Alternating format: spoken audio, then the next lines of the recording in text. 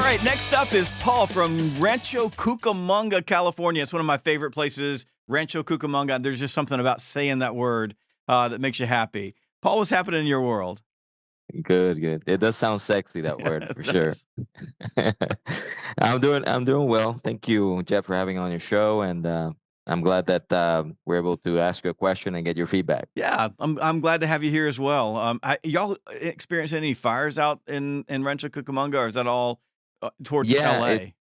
it's towards LA. We're a little bit far away, but I mean, obviously, air quality is down, and it's always you always have customers or family members that are in that area, and you're worrying about how they're doing.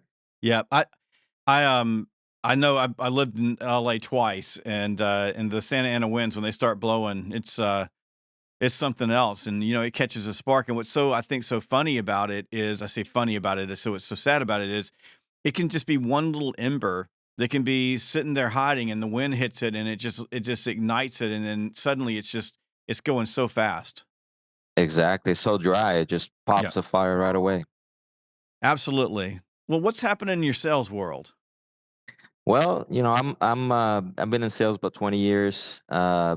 Changed a couple of industries and during that time, and right now I'm in the logistics industry with a family company, medium-sized family company that does logistics out of Rancho, and we deliver over the road to several states, all the 11 Western really.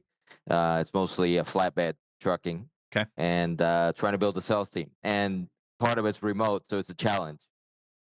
Yeah, so all your salespeople are remote. Are they all in your local area remote, or are they, like, all over the No, country?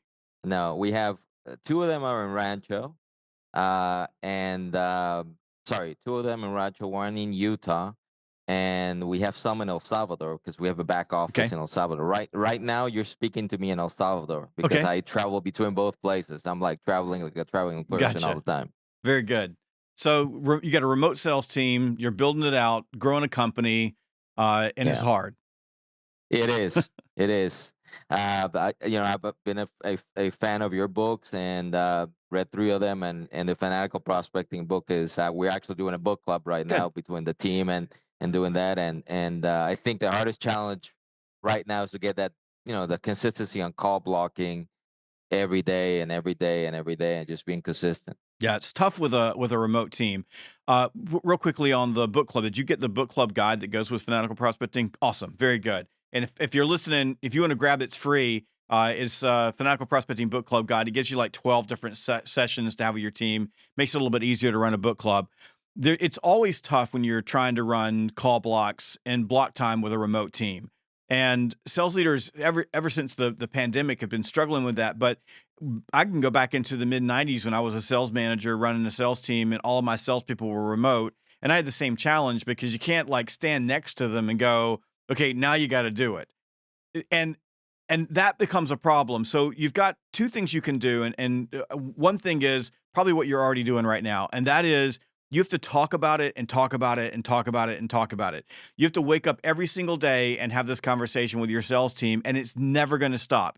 And by the way, that's the same conversation you're probably having about the CRM. I need to get the information in the CRM. You're going to be talking about that every day. And when you get to the point where you feel like you're up to here and you don't want to talk about it anymore, talk about it some more. Because for leaders, like when we start thinking about getting people to accept things and to grow into things, repetition really does matter. So the more we say the words, the more likely they are going to accept it. So let's start with that premise. The next thing that you can do is start setting some times aside when you're with your team prospecting. Now, if you had your whole team with you in the same building, then my advice would be set a time every day. You're running call blocks, everybody's together, and we're going to dial together. And I would say, do them in high intensity sprints. So you bring everybody together. You go, all right, we're going to do 10 dials with the goal of setting one appointment, or 10 dials with the goal of closing one deal. Getting one load in. But we're going to do that for 10 minutes, and then we're going to take a quick break, and then we're going to do 10 minutes more, and then 10 minutes more, and 10 minutes more. You run that over an hour. It'll take you a little bit more time than an hour because you may take 5 minutes off in between your blocks.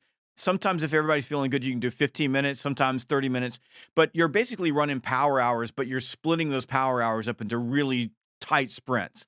So if you had all your people together, that's what you would do. You would go get your desk and your computer and put it right in the middle of the sales floor. and everybody would go, and maybe you would dial a few too. In a remote situation, it feels like that's hard to do, but it's really not. You've got all of this technology, so you can connect people in El Salvador and Utah and Rancho. You can connect everybody together with you. You put everybody on camera and you run a call block. Now, the only thing that's different here is unless everybody's got their microphones on, then you won't actually know whether they're actually prospecting or they're calling their grandma. You won't know. Yeah, I ran into that issue because Yeah. you know the I could be on Google Meet, but he could make it. I guess I would have to listen to what he was Yeah. saying, but at least I know he's doing it. At least you know he's doing it. Right. Exactly. So what I would do is if just to get started with a habit is pick maybe 1 or 2 days a week where you get everybody together first thing in the morning and work with the time changes. I'm not sure where El Salvador is on time zone wise. 2 hours from California and the same hour as Utah. So Okay, good. So basically, just pick 10 o'clock in the morning essentially for maybe 10 o'clock for them, be 8 o'clock in the morning for you. So just pick that period of time and say we're going to run call blocks. Now I expect you to start at 8. We're going to do this together. We're going to get everybody together. I need you to be ready with your list, and we're going to chop wood. And we're going to run it for 10 minutes, and we're going to stop, and everybody's going to report in what you do. And you can get a whiteboard behind you, and you can say, dials, contacts, appointments, oh, I deals love closed. that. Yep. That's good. And you run it. That's good. Now, you can do it every single day, but it's going to take a lot of discipline on your end because you got a lot of things happening and it's easy for you to get distracted. But on the other hand, there's nothing wrong with putting them all on camera and you just do your work and they're going. And then if you're like on Google Meets, if you can tap into the one person you want to listen to, you just put them on and just listen to them. And so you can go around the horn. But if you just started with 1 day a week, at least you're setting the expectation that this is what we're going to do and how we're going to do it. Because the truth is, and we all this, I know this, that if you don't do this, give it a month, and there won't be any call blocks. Like they'll be calling sometimes. Some of them will push it off to the end of the day, and then now you're back to getting everybody back to 8 o'clock in the morning. So I would try it. They'll complain. They're going to whine. They're going to tell you this is not fair. It's not fun. I'm good. I don't need to be watched. I don't need to be micromanaged. But if you make it fun, get everybody together, you can make call blocks like that work. Awesome. That's really great advice. I'm not recording this, but I know you are, so I have to go back through it again Yeah. and take notes. All those points you just mentioned. You just blew my mind with some brainstorming ideas that I never thought about. So Awesome. thank you very much, and thank you also for the opportunity. I think I'm set, and I'll try it. Beautiful.